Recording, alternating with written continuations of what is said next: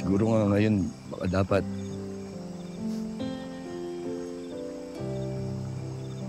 piliin mo na muna yung sarili mo.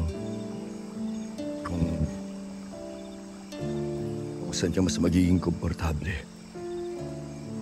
Alam mo ba, kung bakit naniniwala ako? Kahit hindi maalala ng isipan mo si Lolo, nandyan pa rin siya sa puso mo. Salamat sa pag-aalala mo sa akin, Lolong.